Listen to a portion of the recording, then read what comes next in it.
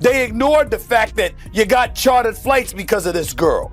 They ignored the fact that ratings were going through the roof because of this girl. Instead, they resented it because they said, yo, we were doing stuff long before Caitlin Clark got here, and y'all wasn't paying attention then.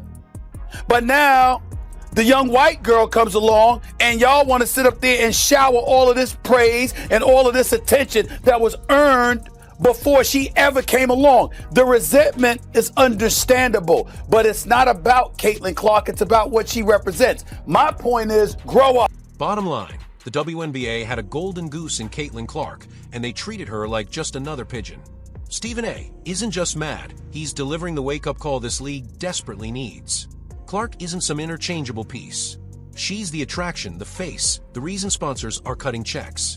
And if she's not protected, respected, and prioritized, the WNBA won't just lose a player, it'll lose the one chance it had to truly matter. Stephen A. Smith has been the lone voice in a crowded room of silence. While others tiptoe around fragile egos, cling to outdated narratives, and pretend Clark's success is somehow unfair, Stephen has been blunt from day one. From the moment she stepped into the league, dragging ticket sales, TV ratings, and relevance along with her, he's been shouting, pay attention. Why? Because unlike the bitter sniping from some former players and the constant jealousy from Angel Reese, Stephen A. actually recognizes value when he sees it. He called it months ago, there's real resentment out there. And sure enough, that resentment has been bubbling all season long. To the WNBA is going to do in terms of popularity. Yep. You've been saying up and down that, you know, whether tacitly or directly, that, you know what, she's getting too much shine, even though we respect and what have you, we deserve our shine. Well, now's a perfect opportunity for you to prove that. If not, acknowledge her impact on the financial aspects that she brings to the table, adopt the mentality that a rising tide lifts all boats, and learn to have an elevated level of appreciation for what she has brought to the game and assist her in making the league even. Just when it seemed like the WNBA had finally gotten everything right, ready to ride Caitlin Clark's rocket ship straight into mainstream relevance and real money, they managed to stumble spectacularly. And by stumble, I mean a full-on faceplant. Because Caitlin Clark, the league's one-woman ratings machine, the only player truly keeping the turnstiles moving, is now out for the rest of the season. You have to be cognizant that no matter how you step out of your house, you are now Angel Reese, and you will always be picked apart, unfortunately. She knows this social media. She is not dumb. She's quite a brilliant young lady. She's very smart, very accomplished. And on top of it all, she is in this age where she does know social media exists, and she has exploited it to her advantage. And so when you take that into consideration, that means you're mindful of the imagery and the perception that you're assisting in creating about yourself. The meltdown was immediate. Fans are furious. Talk shows are in overdrive. And Stephen A. Smith, he's practically levitating with rage. He's calling out everyone, the WNBA bullies, Commissioner Kathy Engelbert, and most of all, Angel Reese, who, true to form, is out here faking a back injury like it's part of her brand strategy. If you're Team Caitlin, drop baby goat over baby giraffe in the comments. Let's go. Unfortunately, though, the celebration in the WNBA, it was cut short yesterday afternoon as WNBA players learned the harsh lesson: be careful what you wish for. Headline at the New York Post: Caitlin Clark sidelined with Indiana Felines announcing shock injury. Keyword: shock. This injury was shocking, but not for reasons that you may. Let's take a moment. Caitlin Clark is the player who turned women's basketball into genuine must-see TV. Before her, watching a random WNBA game was something only your overly competitive cousin bragged about. But Clark, she had people rearranging dinner plans just to watch her drain logo threes. And what does the league do? They run her straight into the ground.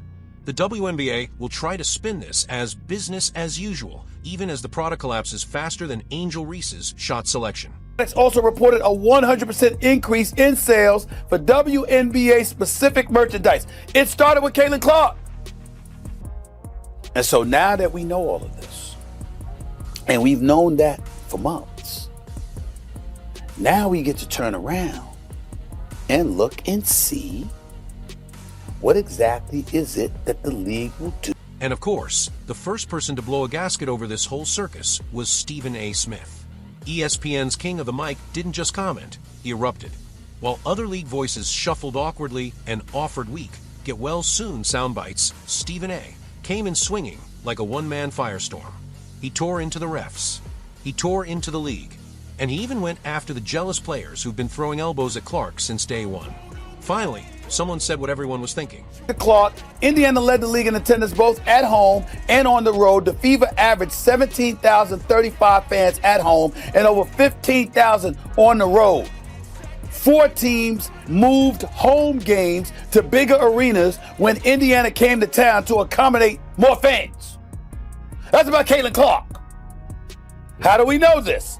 Attendance for the entire league was up nearly 50% last year. According to data from across the timeline, and Indiana led all teams with an average attendance of 17,035. That was up 319% from This wasn't just commentary. Stephen A. practically held court, dismantling the WNBA's incompetence like a prosecutor presenting evidence to a jury. The executives? Clueless. The refs? Spineless. And the Angel Reese drama? Just another layer of embarrassment. You think the league can survive without Caitlin Clark? He basically asked. Cool. Check the numbers, then try not to cry. We don't know yet, but I'm going to be really, really interested in seeing, Molly, what kind of effect this has on the WNBA's ratings. Because if for some reason there is a precipitous drop-off, then everybody needs to stand down and recognize the fact that the speculation or the assertions and assumptions about her being the golden goose. And let's talk numbers, shall we? Games featuring Clark this season averaged 1.178 million viewers. Games without her? A measly 394,000. That's not a dip, that's a nosedive. A collapse so steep you'd think the league drove off a cliff. Yet somehow you still hear players like Angel Reese whining about Clark, stealing all the spotlight. Newsflash, maybe people don't tune in to watch a walking turnover who spends more time on Instagram than improving her game. Caitlin Clark makes people care. Angel Reese makes people roll their eyes. The numbers don't lie, but the league just might not. Bring back Caitlin. If you're going to break a record, to me, if it's legitimate, you have to break that record in the same amount of time that that player set it. Okay. Right? So if Kelsey Plum set that record in 4 years, well, Caitlin should have broke that record in 4 years. But because there's a COVID year, and then there's another year, you know what I mean? So she's already had an extra year to break that record.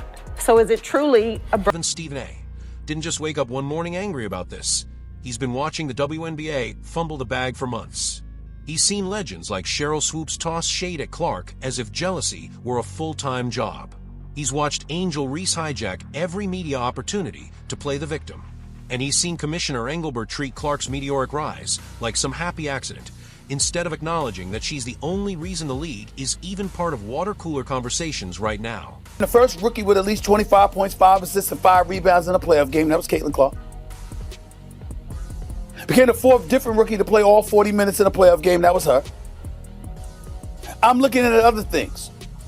6 different league television partners. This is last year, this is last season, because this is Caitlin Clark that we're talking about. 6 different league television partners set viewership records that year, her rookie year, for its highest viewed WNBA game.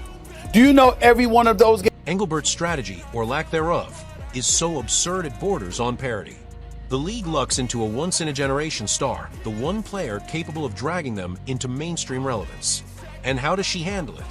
With lukewarm press releases and zero plan to protect Clark from being hacked to pieces every night. It's like stumbling upon a genie in a bottle and wasting your wish on a slightly bigger bottle. Pure incompetence. God lifts all boats. And if this is the magnetic traction that draws viewers to the WNBA, and her absence over the next 2 weeks due to that quad strain is providing further evidence of that, then everybody needs to accept it, stand down, and ride that wave. I'm going to be really interested in seeing how the ratings are going to look without her over the next 2 weeks. Let's make sure we come back and ask me this exact same question after she's been gone for those 2 weeks. Meanwhile, Stephen A. is out here shouting, "I told you so," from the rooftops, and honestly, he's earned it. He's been calling out the obvious all along. Clark isn't just the star of the WNBA, she is the WNBA. Without her, the league fades right back into background noise. And now, with her sidelined, the WNBA is scrambling to explain how their golden goose ended up battered and benched. And in the middle of his rant, Stephen A. even dropped some real wisdom.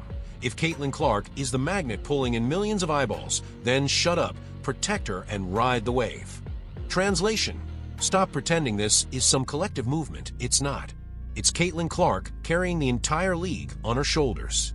And if you can't see that, you don't deserve to cash a single paycheck she earned for you. Would you like me to now assemble all the rewritten parts into a single cohesive? What she brings to the table. But people wanted to hate because why? You had a bunch of players in this league that watched this young white girl come along and take the league by storm. And they resented it because they saw the marketing prowess that she had. They ignored the fact that you got chartered flights because of this girl. They ignored the fact that ratings were going through the roof because of this girl. Instead, they resented it because they said, yo, we were doing stuff long before Caitlin Clark got here, and y'all wasn't paying attention then.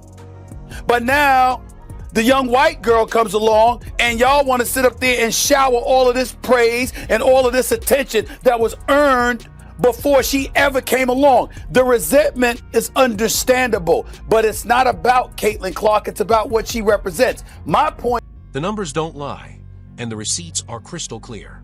Clark's debut this season against the Sky drew 2.7 million viewers, making it the most-watched WNBA game on ESPN ever. That wasn't a fluke, it was a coronation. A generational player had arrived, and she was bringing millions of fans along for the ride. Oh, how did the WNBA respond? Did they celebrate her, protect her, and build the league around her? Nope.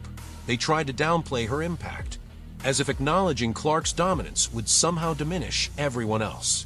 Instead of embracing the superstar who was single-handedly rewriting the league's fortunes, they stumbled through a series of bland marketing blurbs that felt like they were written by interns. 100% correct on this. At the end of the day, you already see people actually saying, hey, I'm not watching for 2 weeks. I'm not tuning in for 2 weeks. And it's really bad news for the Mystics and the Sky, because both of those teams moved those games to big arenas. So it's like, now that she's not playing, what is that attendance going to look like? The viewership, right? The viewership is going to plummet. I already know, because majority of the people that's watching the Indiana Fever wants to see Caitlin Clark. And sad to say it, a lot of them only want to see Caitlin. Stephen A. saw the whole mess brewing. He watched Clark's star rise while Angel Burt shrugged, while Reese sulked, while the refs swallowed their whistles. And now here we are. Clark benched the WNBA in full panic mode, and Stephen A. dunked on them harder than anyone thought possible. And that's the real point here. Caitlin Clark wasn't just another draft pick. She was the league's lifeline, the lottery ticket they'd been waiting decades to scratch. But instead of cherishing it, they acted like it was no big deal. Now the ticket's out of circulation, and the whole league is realizing too late that Clark isn't just valuable, she's irreplaceable. Meanwhile, Stephen A. Smith is standing tall, looking right at Angel Burt, the refs, and Angel Reese, saying the one thing they don't want to hear. You had one job: protect Caitlin Clark, and you blew it.